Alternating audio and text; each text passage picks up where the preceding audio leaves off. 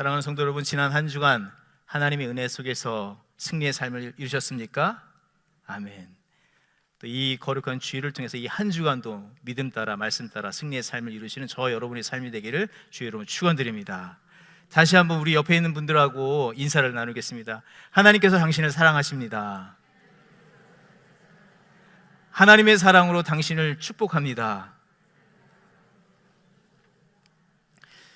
매 주일마다 이렇게 설교를 하기 전에 인사를 나누는 시간을 갖는데요, 그때마다 여러분은 동일하십니다. 대면 하시는 것 같아요. 특별히 오늘은 어느 날입니까? 아버지 날, Father's Day입니다. 모든 아버지들의 삶 가운데 하나님의 풍성한 은혜가 충만히 임하시길 기도합니다. 무엇보다도 하나님 아버지의 마음이 우리 아버지들의 마음 속에 부어지고 이식되어 강건케 되어지고, 또 아버지의 그런 온전한 믿음과 마음과 삶을 통해서 하나님의 선한 역사가 가정과 이웃과 세상에 흘러가기를 소망합니다. 아멘. 아버지들을 위해서 아멘 해주셔야 됩니다. 그런 측면에서 다시 한번 옆에 계신 아버지들을 보시고 치근한 마음으로 사랑하는 마음으로 Happy Father's Day 크게 한번 외쳐볼까요? Happy Father's Day. 아버지 감사합니다. 축복합니다. 한국에는 이런 노래가 있죠. 아빠 힘내세요. 그걸 지금 할 수는 없고 네. 주의 이름으로 축복합니다.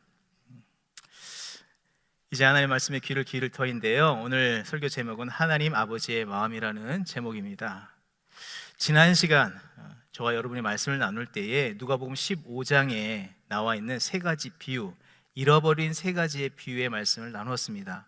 기억하실 터인데요, 잃어버린 한 마리의 양, 100마리 중에서 한 마리를 잃어버렸다. 잃어버린 동전의 비유, 10개의 동전 중에 하나를 잃어버렸다. 또 잃어버린 아들의 아버지에 대한 비유였습니다. 이 말씀을 예수께서 전하셨는데 그 전하신 대상이 바리새인과 서기관들, 또 제자들을 향해서 선포하신 말씀입니다. 왜 이 말씀을 전했는가? 하나님의 뜻을 누구보다도 잘 알고 있다고 하는 이 바리새인과 서기관들은 아버지의 참된 뜻, 마음을 알지 못했기 때문이라는 것입니다. 오히려 연약하고 죄에 넘어져 있는 그 연약한 자들을 향하여서 정죄하고 판단하고 경멸하고 배척하였는데, 그것은 하나님의 마음과는 다른 것이었다는 것입니다.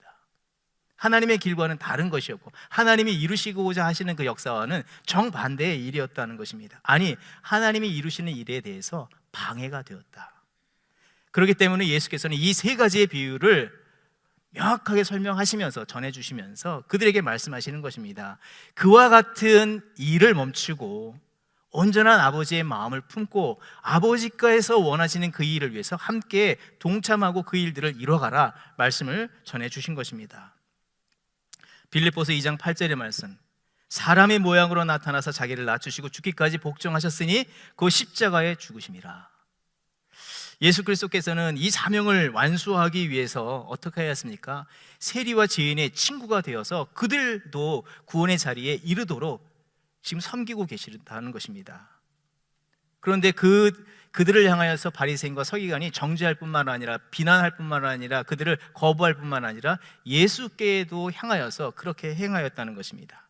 하지만 끝내 예수께서는 십자가의 고난마저도 감내하시면서 아버지의 뜻을 완수해 내셨습니다. 여러분, 그것을 완수해 내게 된 그 근원적인 힘과 동력은 어디로부터인가 하는 것입니다. 그것은 곧 아버지 하나님의 마음을 가득 품으셨기 때문인 줄 믿습니다. 아버지 하나님의 그 마음을 품지 않고 그 사명을 완수해 낼 수가 없는 것입니다. 그런 측면에서 오늘 우리는 이 시간 특별히 아버지 날을 맞아서 아버지에 대한 바른 이해를 살피고, 무엇보다도 우리를 향하신 아버지 하나님의 마음과 뜻을 헤아리고 동일하게 그 마음을 품어서 연약하고 병든 가정과 자녀와 세상을 주의 뜻으로 온전케 섬기고 세워나가는 삶을 살아가는 저와 여러분이 되기를 소망합니다. 먼저 아버지에 대한 이해를 우리가 살펴보기를 원하는데요, 여러분, 아버지 하면 직관적으로 떠올리는 이미지는 무엇입니까? 아버지. 어떤 이미지를 가지고 있습니까? 아버지는 나에게 어떤 존재였습니까? 보편적으로 한국의 아버지의 상은 아버지를 떠올리면 말이 없으십니다. 그리고 과묵하시고 근엄하십니다.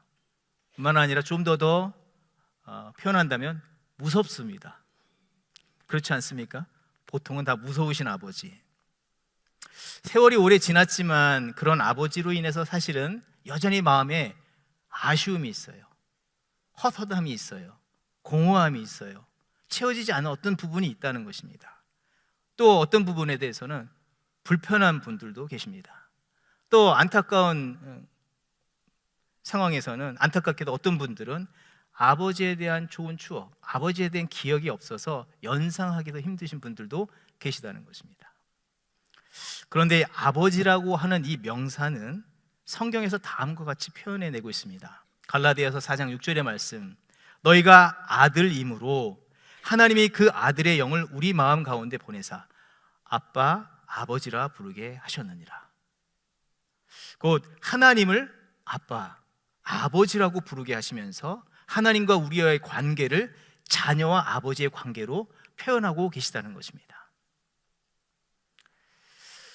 그런데 이 하나님께서는 하나님 자신을 아버지라고 부르도록 하시고 그렇게 표현해 내신 것을 그 자리에만 멈춘 것이 아니라 그 하나님만 아버지가 되는 것이 아니라 육신의 아버지에게도 그 이름을 붙여주시고 불리도록 하셨다는 것입니다. 얼마나 놀라운 일입니까? 그리고 이 땅의 아버지를 통해서 다음과 같은 영향을 흘러내려 보내기를 바라셨습니다. 신명기 6장 2절 이하의 말씀을 보게 되면 이렇게 말씀이 기록되어 있습니다. 너와 내 아들과 내 손자들이, 너뿐만 아니라 내 아들과 내 손자들이 평생에 내 하나님 여호와를 경외하며 내가 너희에게 명한 그 모든 규례와 명령을 지키게 하기 위한 것이며, 아버지를 두신 것, 믿음의 첫 세대를 두신 것이 너와 내 아들과 내 손자들이 하나님 경외하고 그 명령을 모두 다 지키게 하기 위한 것인데 또 내 나를 장구하게 하기 위한 것이다. 이스라엘아 듣고 삼가 그것을 행하라. 그리하면 네가 복을 받고 내 조상들의 하나님 여호와께서 네게 허락하신 것 같이 젖과 꿀이 흐르는 땅에서 내가 크게 번성하리라. 이 땅의 모든 아버지들은 단순히 가정에서 자녀를 낳고 기르는 혈육적인 관계나 경제나 안전을 책임지는 그런 기능적인 존재가 아니라는 것입니다.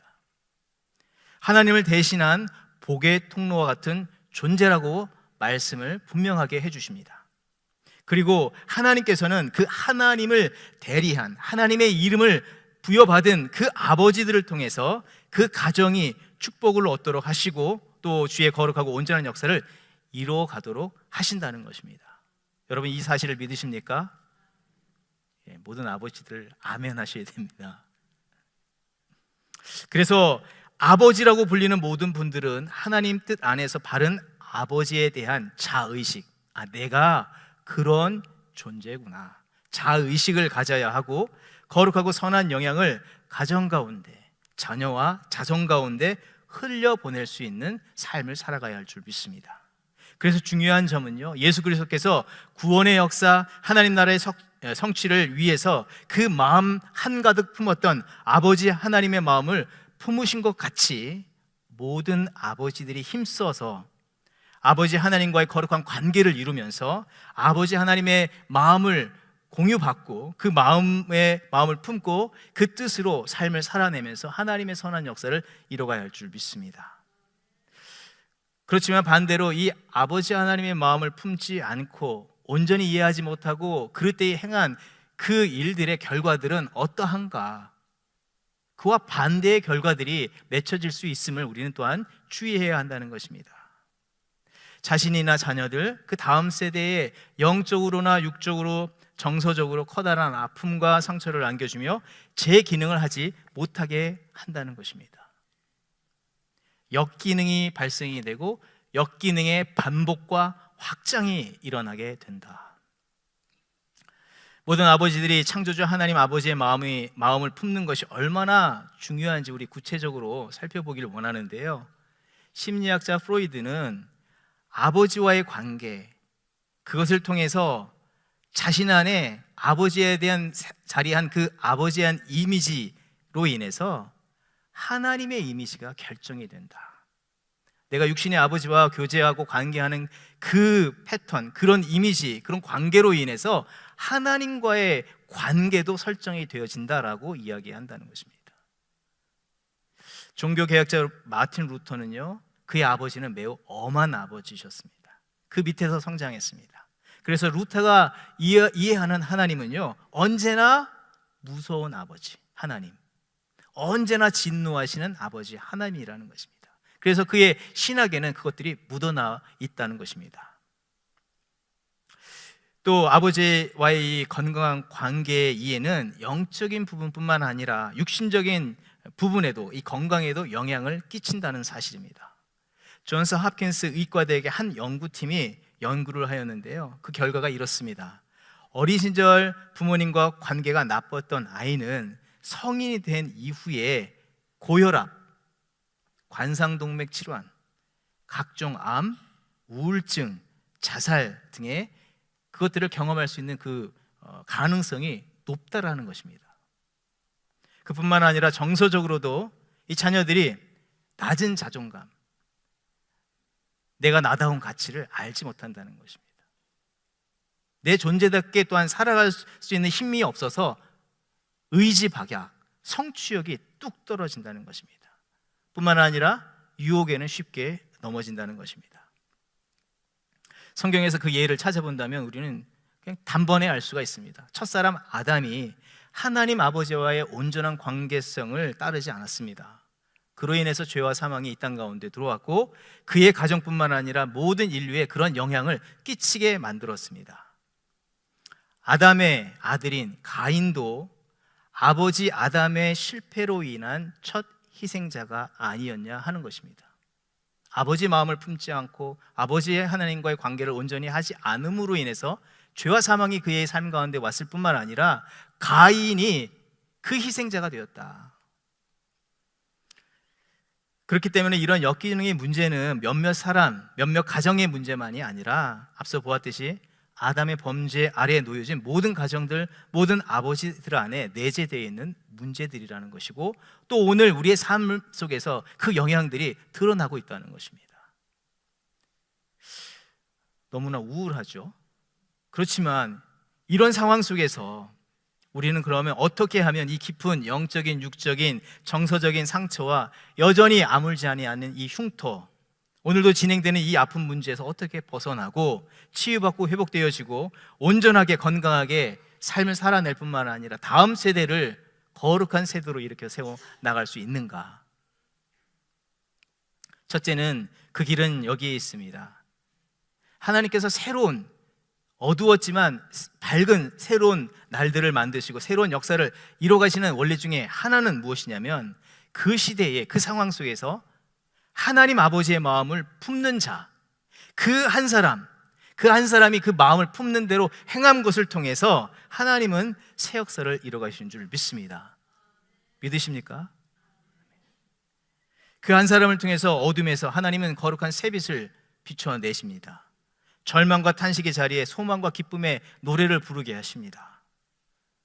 여러분, 성경에 많은 인물들이 그랬습니다. 아담의 범죄, 창조가 깨어졌습니다. 그런데 의인이라 부르는 하나님 아버지의 마음을 품고 방주를 지었던 노아를 통해서 새로운 역사를 시작하셨습니다. 뿐만 아니라 아브라함을 통해서 그랬습니다. 아브라함의 아버지는요, 우상장사였습니다. 갈대아 우르에서 우상장사의 아들로 태어나서 그렇게 삶을 살아갈 수 있었지만, 아버지 하나님께서 주시는 메시지, 아버지 하나님의 그 마음을 품고 내가 너에게 지시할 그 땅으로 가라, 그 마음을 품고 발걸음을 옮겼는데, 그 자리에서 그 부족장의 아버지가 아니라, 그 부족의 아버지가 아니라 열국의 아버지로 세우셨고 믿음의 조상으로 삼아주셨습니다. 뿐만 아니라 모세도 그랬습니다. 사무엘도 그랬고요, 다윗도 그랬습니다. 또한 우리 구주 예수 그리스도께서도 구원의 완성을 위해서 아버지 하나님의 마음을 풍성히 품으셨습니다. 그래서 절망의 이 죄악의 이 땅에서 하나님은 새로운 구원의 역사를 이루셨습니다. 그렇기 때문에 오늘 영적으로나 육적으로 정서적으로 어둠에 갇혀있는 쌓인 이 가정 속에서 새 역사를 이루는 일에도 하나님께서는 각 가정의 아버지, 꼭 아버지가 아닐지라도 그 아버지와 같은 대표성을 가지고 있는 그 한 사람 통해서 그 사람이 아버지 하나님의 마음을 품고 행할 때에, 대리자로 살기를 결단할 때에 하나님은 새 역사를 저와 여러분 안에, 여러분의 가정에 이루실 줄 믿습니다. 성경의 인물 중에 한 사람이 떠올리는데요, 바로 느헤미야입니다. 느헤미야는 앞선 세대가 하나님의 뜻을 저버리고 교만과 불순종하여서 바벨론에 멸망당하여서 포로로 끌려가 버리게 되었습니다. 느헤미야는 그 포로지에서, 포로의 자손으로서 태어나서 자란 사람입니다. 미래가 있습니까?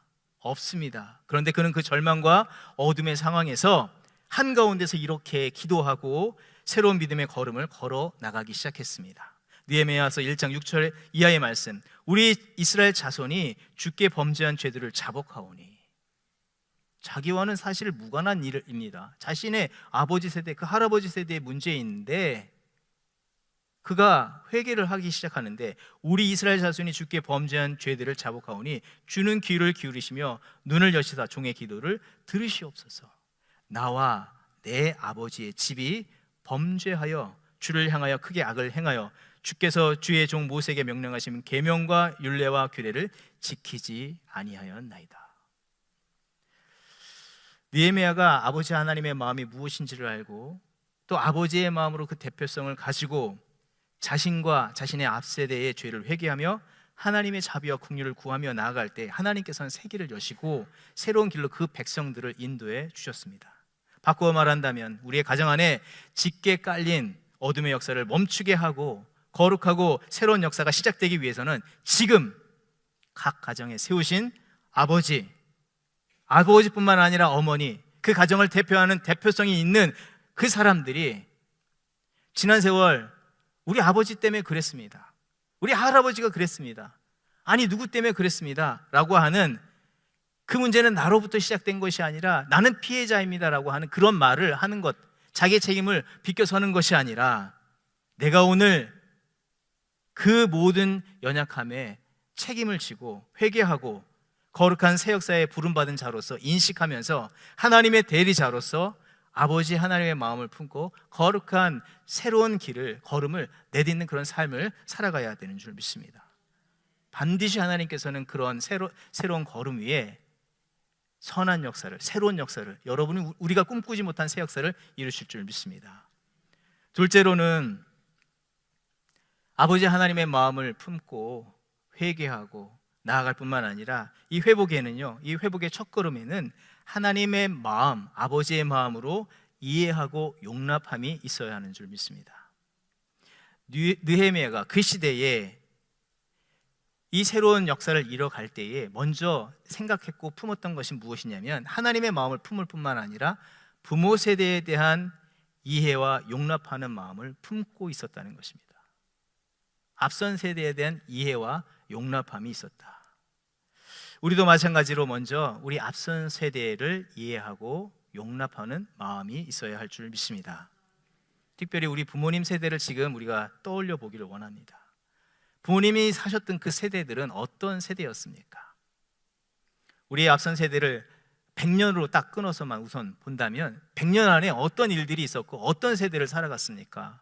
100년 안에는요, 일제강점기가 있었습니다. 나라를 잃어버리고 이름을 빼앗겨 버립니다. 자기 이름인데 일본 이름으로 불러야 되고요, 자기가 원하지 않은 삶을 살아갈 수밖에 없었습니다. 뿐만 아니라 그 이후에 직후에 6.25 전쟁이 일어났습니다. 생존의 위협을 직격적으로 받아야 됐다는 것입니다. 심리학자 매슬로우 박사께서는 이렇게 얘기합니다. 생존이 보장될 때에 안전한 삶을 꿈꾼다, 평안한 삶을 꿈꿀 수 있다. 생존이 보장될 때에 그런 마음을 품을 수 있고 그 후에야 사랑과 소속감을 갖게 된다. 여러분, 당장 우리의 안전, 내 생명이 위협을 받고 있는데 그 다음의 것들을 우리가 꿈꿀 수가 있겠습니까? 그리고 그 후에야 자존감, 내가 이렇게 살아가야지, 저렇게 살아가야지. 그 이후에 또한 자아실현, 내가 이런 사람으로 살아가야 하겠다. 그런 것들을 꿈꾼다는 것입니다. 그런데 우리 부모 세대는요, 불과 100년 안에 살았던 우리의 앞선 세대들이 지금도 살아계신 그분들의 마음에는요, 생존에 대한 두려움이 있는 거예요. 생존의 위협을 받고 있는데 어떻게 그 이상의 것들을 자녀 세대에게 줄 수 있었겠느냐 하는 생각을 해보는 것입니다. 이해해야 한다는 것입니다. 어떻게 더 지금 세대가 원하는 그 풍성한 것들을 더 줄 수 있었겠는가? 지금도 마찬가지입니다. 여러분 이민자로서 미국 땅에 왔을 때 여러분 생존의 위협을 당하셨습니다. 두려움이 있었습니다. 그래서 자녀 세대에게 줄 수 있었던 것은요, 어떻게 하면 우리 아이들을 잘 먹이고 살피는가, 그것에 전념할 뿐이었다는 것입니다. 어떻게 지금처럼 여러 부분에 대해서 건강하게 아름답게 그렇게 양육해낼 수가 있었겠습니까? 불가한 것입니다. 지난주에 새가족실에서 이 돌이 안 된 자녀들을 둔 아빠들이 모이게 됐습니다. 돌이 안 됐어요. 한 3가정, 4가정이 이렇게 모여서 대화를 합니다. 근데 대화를 하는데 내용이 뭔 줄 아십니까? 그 집 애기는 몇 미리 먹어요? 우리 애는 몇 미리 먹어요? 새가족실에서 무슨 몇 미리 얘기를 할까? 근데 중요한 건요, 젖병을 가운데 두고 얘기를 하시는 거예요. 몇 미리 먹는다고. 우리 애는 몇 미리다, 몇 미리다. 여러분, 과거의 아버지들과 완전히 다르지 않습니까? 근데 결정적으로 어떤 분이 이렇게 얘기합니다. 분유 먹는 양이 중요한 게 아니다. 그럼 뭐가 더 중요하냐? 젖병 씻어서 말려두는 게 더 시급한 문제다. 요즘에는 더 좋게 나와가지고 그 안에 빨대가 들어있어서 그 안을 닦는 게 그렇게 힘들다는 거예요. 그걸 준비해서 밤에 먹일 때, 그거 찾았을 때 잘 제공하지 않으면 그 화가 자기에게 돌아온다는 겁니다. 그런데 한 분이 더 거들죠. 씩 웃으면서, 나는 넷을 그렇게 키웠어. 텍사스로 가시는 현진영 형제입니다.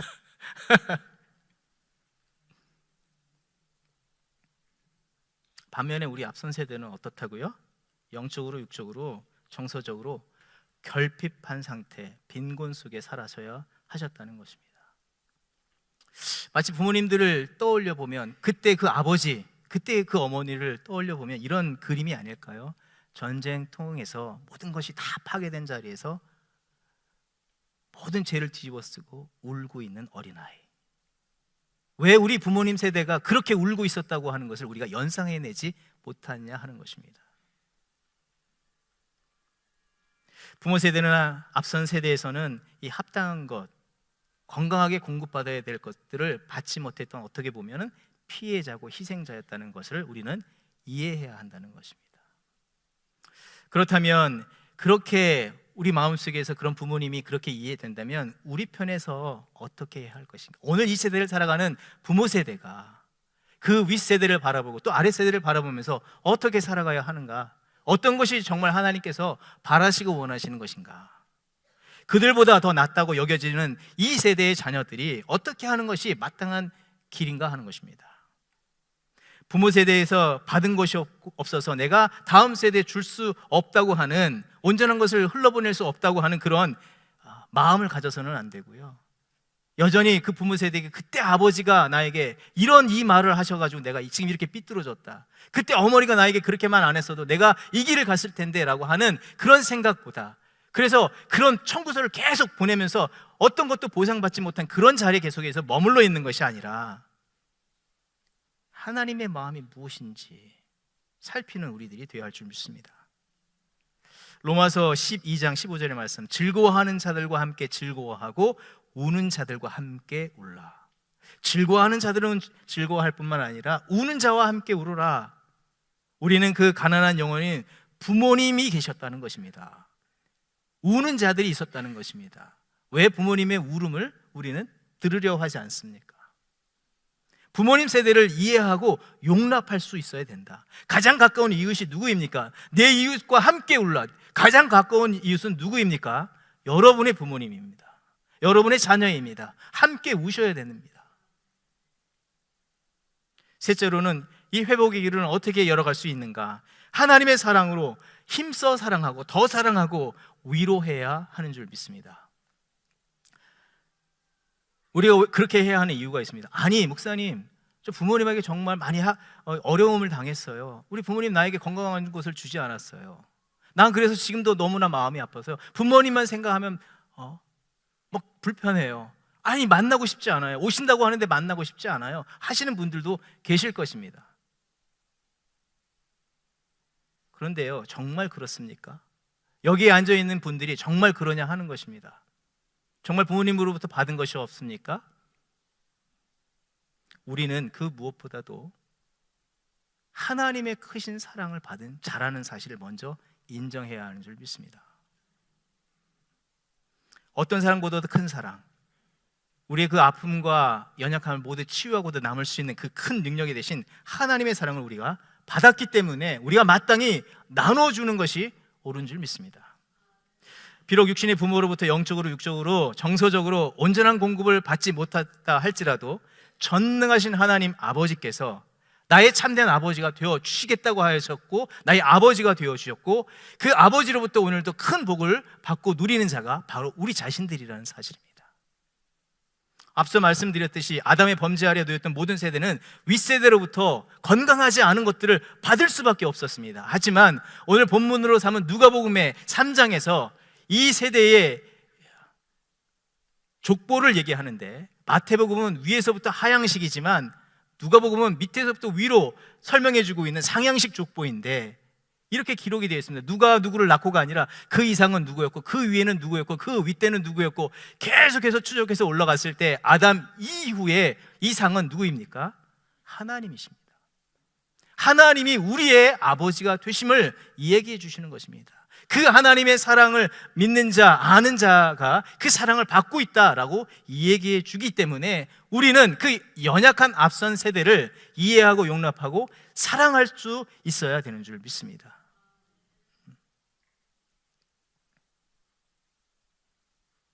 단언하건대 우리는요 하나님의 크신 사랑을 받은 자이기 때문에 더 이상 우리는 피해자요 희생자가 아닌 줄 믿습니다. 피해자 코스프레 하시면 안 돼요. 그 풍성한 사랑을 받은 우리이기 때문에 우리에게는요 또한 이것이 있습니다. 거룩한 사명이 있는 줄 알아야 합니다. 근래 우리 공동체 가운데 여러분들이요 이런 모습을 보여주십니다. 목사님 저 얼마 동안 교회 못 나와요. 어디 가세요? 한국에 가요. 한국에 왜 가요? 언제 오세요? 모르겠어요. 무슨 얘기예요? 무슨 일 있어요? 아버지 복음 전하러 가요. 아버지 그동안 너무 수고했는데 사랑으로 품어드려야 될 것 같아서 가요. 근데 얼마 걸릴지 모르겠어요. 몇 달이 걸릴 것 같아요. 그리고 돌아오겠습니다. 그렇게 해서 떠났다가 웃으면서 돌아오시는 우리 성도님들이 꽤 많이 계십니다. 복음을 증거했어요. 예수님 믿었어요. 얼마나 내가 아버지와 그 친밀한 사랑을 나누는지 모르겠어요. 그런 얘기들을 지금 많은 분들이 하고 계신다는 것입니다. 우리가 못하는 것이 아니라 그 사랑을 알지 못하고 안 했기 때문에 문제들도 있다는 것을 우리가 알아야 할 줄 믿습니다. 여러분, 영적 삶 속에서 가장 신비하고 아름답고 고귀하고 능력 있는 모습은, 복된 모습은 무엇인지 아십니까? 육신의 생명은요 여러분이 여러분 부모님에게 받으셨을 것입니다. 그런데 영적인 생명, 영적인 사랑, 참된 위로, 하나님께서 여러분에 주신 그 위로와 그 생명을 부모님에게 전하는 것입니다. 육신의 생명은 부모님께로 받았을지 모르지만 자녀로서 육신의 부모에게 영원한 생명을 전해줄 수 있는 길이 저 여러분에게 주어졌다는 것입니다. 이것을 하나님께서 가장 아름답게 보시고 선하게 보시는 줄 믿습니다. 에베소서 6장 1절 이하의 말씀, 자녀들아 주 안에서 너희 부모에게 순종하라. 자녀들아 주 안에서 너희 부모에게 순종하라. 먼저 하나님께 순종해야 되겠죠. 하나님의 마음에 순종해야 되겠죠. 이것이 옳으니라. 내 아버지와 어머니를 공경하라. 이것이 약속이 있는 첫 계명이니, 이것이 이 땅 가운데 첫 계명이라는 것입니다. 약속이 있는 첫 계명이다. 이로써 내가 잘되고 땅에서 장수하리라. 이것이 그동안 오랫동안 이어져 왔던 역기능을 멈춰 세우고 하나님의 은혜를 그 자리에서부터 받고 또 다음 세대를 새롭게 하는 복을 흘러보내는 정말 아름다운 삶을 살아가는 길인 줄 믿습니다. 뿐만 아니라 그런 삶은 하나님 나라를 세워가는 귀한 길인 줄 믿습니다. 그 귀한 은혜를 받고 누리며 전하는 저와 여러분의 삶이 되기를 주의 이름으로 축원드립니다. 그런데 이 말씀은요, 큰 틀에서 다시 한번 본다면 이것은 우리 가정, 우리 개인사에 대해서 주시는 말씀을 뛰어넘고 있다는 것을 우리는 이해해야 하는 것입니다. 이것은요, 예수 그리스도께서 이 땅 가운데 하나님의 가정, 하나님의 나라를 세우기 위해서 주셨던 말씀이기 때문에 우리는 우리 가정에서 이 말씀을 받을 뿐만 아니라 이 말씀을 우리의 공동체, 교회 공동체 안에서 또 세상에서 이와 같이 살아갈 책임이 있음을 우리는 알아야 할 줄 믿습니다. 그런데도 우리는요, 질문을 하게 되고 고민을 하게 됩니다. 아버지의 마음을 우리가 품긴 하지만 우리가 무엇을 어떻게 해야 할지에 대한 고민이 생깁니다. 우리는 무엇을 구해야 하겠습니까? 무엇을 알아야 하겠습니까? 첫 번째로는 하나님의 은혜를 더욱더 구하는 저와 여러분이 되어야 할 줄 믿습니다.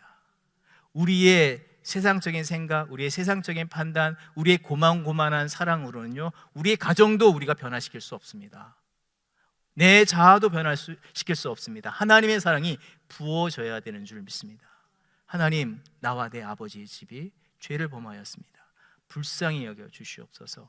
은혜를 더하여 주시옵소서. 하나님, 긍휼히 여겨 주시옵소서. 그 은혜로 우리를 적셔 주시옵소서. 그렇게 구해야 합니다. 그리고 우리의 삶의 자리에서 어떻게 살아가야 하는가, 두 가지를 우리가 살필 수 있는데, 첫 번째 무엇보다도 더 풍성한 사랑을 나눠주는 삶을 살아야 할 줄 믿습니다. 더 풍성히, 더 풍성히, 더 풍성히. 당시대의 바리새인과 서기관은 누가 뭐래도 영적 아버지였습니다. 그런데 그 아버지들이 어떤 마음으로 행하였습니까? 아버지의 마음이 아닌 그들의 마음을 품었다는 것입니다. 다른 마음, 교만하고 이기적이고 자기중심적인 그런 판단과 생각들. 그래서 그 넘어져 있는 자들에서 강포를 행하지 않습니까? 그로 인해서 하나님 나라의 그 커다란 장애를 만들지 않습니까? 그런데 주께서는 이스라엘의 공동체의 문제를 풀어내고 그 모든 열방의 문제를 풀어내는 이 하나님 나라 공동체를 세우기 위해서 영적 아비라고 할 수 있는 이 바리새인과 서기관과 제자들에게 아버지 하나님의 마음을 더욱더 풍성히 품으라 말씀하시는 것입니다. 그 아버지의 마음이 어떤 것인지 아느냐, 그 마음을 아는 자가 거룩하게 너희들이 살아갈 수 있는 그 길이 될 수 있고 너희들을 통해서 하나님의 역사를 이룰 수 있다. 그 마음을 품으라, 더 그 마음을 품고 그렇게 살아가라고 요청하시는 것입니다. 오늘 우리에게도 그 말씀으로 우리를 두드리시는 줄 믿습니다. 여러분, 가정에서 문제를 돌아보시기 바랍니다. 여전히 해결되지 않는 문제들을 곰곰이 돌아보시기 바랍니다. 나의 마음이었습니까? 하나님의 마음이었습니까? 그 순간마다, 그 포인트마다 나는 그 한 사람으로 서 있는데 아버지 하나님의 마음으로 그 대리자로 내가 서 있지 않음으로 인해서 발생되는 여러 문제들이 있지 않았냐 하는 것입니다. 그런데 그런 상황 속에 우리가 놓였을지라도 우리가 우리의 마음대로 행하는 것이 아니라, 우리의 판단대로 행하는 것이 아니라, 우리의 감정을 따라서 행하는 것이 아니라 아버지의 마음으로 행해야 되는 줄 믿습니다. 어떻게 해요? 더 풍성한 사랑으로, 더 풍성한 인내로 그들을 또 가정을 세워나가야 하는 줄 믿습니다. 여러분, 오늘 잃어버린 아들이 다시 돌아왔습니다. 얼마나 놀라운 일입니까? 얼마나 기적 같은 일입니까? 그 기적 같은 일에 어떤 일이 있었냐면 그가 회개합니다. 내가 아버지와 하나님께 죄를 지었습니다. 반복적으로 얘기합니다. 내가 아버지와 하나님께 죄를 지었습니다 라고 반복적으로 얘기하면서 돌아오기 시작합니다. 그런데 그의 회개와 그의 깨달음, 그의 발걸음이 있기 이전에 무엇이 있었습니까? 아버지 하나님의 지극하신 사랑, 끝까지 그를 포기하지 아니하는 더 풍성한 사랑이 그를 비추고 있었다는 것입니다. 그렇기 때문에 그가 돌아올 수 있었다. 그 아버지가 마치 자기 형이 자기를 대하듯이 그런 마음으로 대했다면 그의 귀환, 그의 돌아옴은 실패할 수밖에 없었을 것입니다. 근데 놀라운 것은 그렇게 돌아오는 아들을 향해서 더 풍성한 것을 주었습니다. 예, 저 아들이 돌아왔다. 입 맞췄습니다. 치근히 여겼습니다. 그리고 가락지를 가져와라. 아니, 그 가락지는요, 아들에 대한 지위를 복권시키는 겁니다. 재산, 자기 유산을 다 뺏어갔는데 나머지 있는 모든 재산도 다 주겠다고 하는 더 풍성히 더욱더 더 하시는 풍성한 은혜를 베풀어 주십니다. 신을 신기는 것도 그렇습니다. 옷을 입히는 것도 그렇습니다. 또한 모든 재산을 다 끌어다 놓고 잔치 벌이자, 송아지를 잡아라.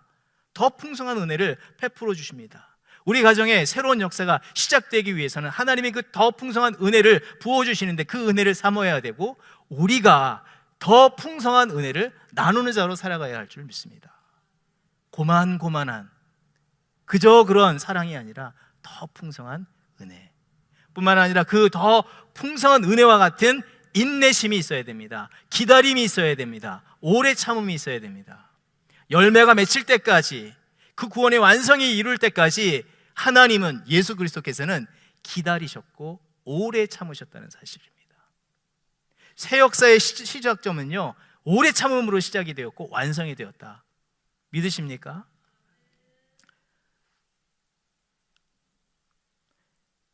고린도전서 13장 4절의 말씀 우리가 잘 압니다. 사랑은 어떻게 하고, 사랑은 어떻게 하고, 사랑은 어떻게 하고. 자, 우리 한번 해볼까요? 사랑은 단번에 나오는 게 뭐예요? 사랑은 오래 참음입니다. 온유와 뒤에 있는 것들보다도 가장 먼저 사랑과 맞붙어 있는 것은요, 오래 참음입니다. 하나님의 그 풍성한 은혜를 주시는 것처럼 그 풍성함을 따르는 동일한 인내, 기다림이 우리 안에 있어야 할 줄 믿습니다. 탕자가 돌아올 때까지 오래 참으시고 기다려주시는, 우리가 참지 못하지 않습니까? 하나님은 참으시는데 내가 안 참지 않습니까? 가정에서 자녀에게, 배우자에게, 교회에서 성도에게, 이웃들에게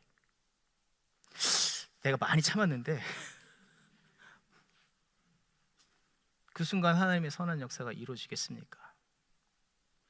끝까지 사랑으로 인내하며 온전케 하시는, 후히 주시고 꾸짖지 아니하시는 그 하나님의 은혜, 그 사랑을 따라서 우리가 살아갈 때 하나님의 선한 역사가 우리 안에 시작되고 성취될 줄 믿습니다. 그와 같이 하나님의 마음, 아버지의 마음을 품는 저와 여러분의 삶이 되기를 원합니다. 아버지의 마음으로, 그런 대표자로, 그 한 사람으로 더 풍성한 사랑을 베푸시는 하나님의 그 은혜를 입은 하나님이 나의 아버지인 것을 기억하며, 피해자가 아니라, 희생자가 아니라 복을 유통하는 복의 통로로 우리의 삶이, 우리 가정에서, 우리 교회 공동체에서, 세상에서 그렇게 들어질 때에 하나님의 나라가 이 땅 가운데 임하며 하나님의 영광이 드러날 줄 믿습니다. 그런 삶을 이루시는 저 여러분의 삶이 되기를 주의 이름으로 축원드립니다.